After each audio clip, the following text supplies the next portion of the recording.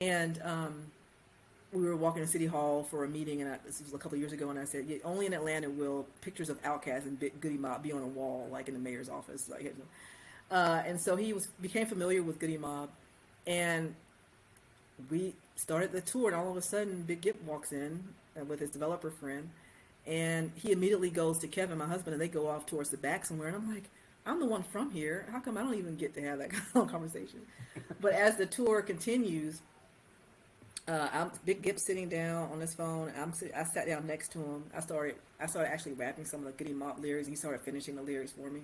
I'm like, yeah, I actually know. My grandmother was a fan, so I don't even remember what song I was rapping at that point. Um, and then somebody from, I think it was from the city or someone came up to me, and they were like, oh, we love what you're doing, Winona, with affordable housing and containers. And before I could respond, he gets off his phone and he's like, then where's her check? She needs her check. We don't need to have a conversation about anything else. Where's her check? She's local. She's a native. Where's her check? And then he went back on his phone. I thought that, and it took all I could not to laugh, because I'm like, exactly. Where's my check? Like, y'all know I'm here. Let's go. We're ready to go. Right. And but of course, Mayor Dickens knows him very well. Some of our other colleagues, Bame, who was there. Bame is part of a collaborative called Atlanta Influences Everything, which is amazing. I love, and I have AIE shirts, and that tagline says a lot about Atlanta. Their branding has been amazing. And so, of course, Bane was there when he saw Big Gipp. He's like, Winona? I was like, yeah, I know of Winona now, And now, Big Gipp shares a lot of, some posts that I post on Instagram. He shares it in his network, which is awesome. And again, that's what Atlanta is about. And not many places, I don't think, you're going to find, celebrities of that stature, literally walking up the street next to you. That's just how Atlanta is. We just don't find that every day. It's like, oh, there's so and so, and the same with politicians as well. Oh, there's so and so, and so we were talking about old Atlanta stuff. My godfather was there too, and we were talking about old restaurants that are now closed, and high school and all that kind of thing. And it was just like, man, I can't believe this Goodie Mob. Like, we're like one person away from so and so. But yeah, Big Gipp is cool. Big Gipp is funny. And even at the end, Kevin is literally for that whole next week and a half, he's like, Goodie Mob was there. I mean, Big Gipp was there. Like, I know, yeah, I know. We used to get our haircut at Killer Mike's barber shop some years ago. We haven't been there in a while, but again, this is the kind of community that was built, old Atlanta. That it's funny how life works. We're even more connected now than we were back then because of a lot of the problems that are today. Like, we're being connected to solve problems. And again, these are musicians, and they get it. They totally get it, and super excited to see me, a black woman who's from Atlanta, owning a business like this. But Big Gipp is, and so when you follow Big Gipp on Instagram, the way he is on Instagram is the way he is in person. He is hilarious, but so down to earth. Like, it's not even funny. Of course, that's just Goodie Mob anyway. But yeah, Big Gipp is funny, and I mentioned it to him one more other time. And I was like, I think I wrote him on Instagram. I was like, thanks for talking about the check. He's like, yeah, where's your money? Let me know how that goes. So from now on, I'm gonna, as part of my supporting entrepreneurs just starting out, as I progress, young entrepreneurs, that's gonna be I think that's gonna be my tagline when I'm sitting next to them to help them. Where's their check? No more talking. There's enough to go around. I'm tired of pitch competitions for crumbs. Where's their check? They put in the work.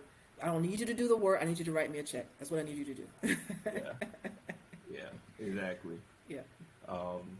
I just thought I thought another question. So, tell us about your house. Tell us the history about your house.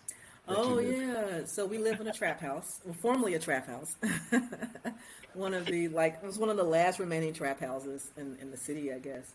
And it was actually the house itself was owned by an older generation R&B singer, and why her name is Millie Jackson. And of course, Millie was huge when I was a baby. So, yeah. This was a trap house, and when we moved in, it literally was nothing in it. Everything had been ripped out, and the house next door to us has a vault in the backyard. My understanding is that vault leads to a tunnel system through the neighborhood where people were running drugs throughout and escaping under the different alleys, city alleys. And that vault is still there. You can see the vault. I don't know how they got it in because it literally is going to take a crane to get that thing out. It's pretty impressive. Wow. Kind of want to see what's under there. I kind of don't because I'm not sure if there's going to be money under there or bones under there or what. This area was huge back in the 90s during the drug game too, especially. And so there's a lot going on. So you had a lot of the Jamaican demographic, a huge Muslim demographic, which we still have. And Goodie Mob talks about that in their songs.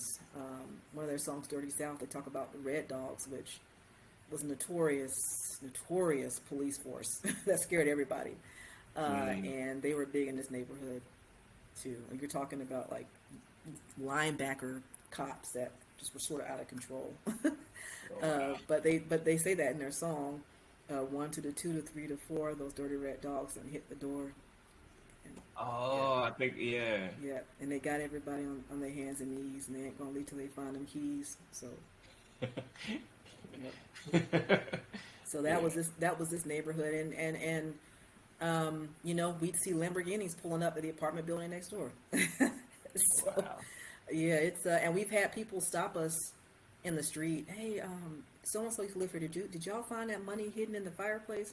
Like, well, no. You sure? Because in the back room to the right, there was money hidden in that wall, and they're actually explaining the house very correctly. And it's like, well, not when we got here because everything was ripped out. Sorry, but Yeah, somebody that probably ran through that. yeah, oh yeah. But this was a trap house. Sure was. And Wow. we've had representatives from like Clark Atlanta stop by the house when we were first starting out because we built one of our units. We have it in our backyard as our prototype. And they were interested in what we were doing some years ago for maybe a housing for around the AUC, the Atlanta University Center, which we're not far from. And one of the main guys in that meeting from Clark Atlanta said, yeah, we remember this house. This was notorious. So we were looking at purchasing this house for the college. And they were like, this neighborhood was rough. This house, he said, I can validate this was a trap house, literally. Yeah.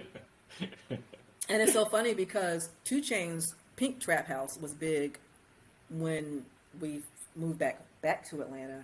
And I was passing it one day and totally forgot about it. I'm like, why are all these people on Northside Drive? And what is this pink house? And I was like, oh, yeah, that's right. The Trap House. And one of the artists from Durham, I think I mentioned it on Instagram, and he wrote me, he's like, pump the brakes. That's the Trap House, dude.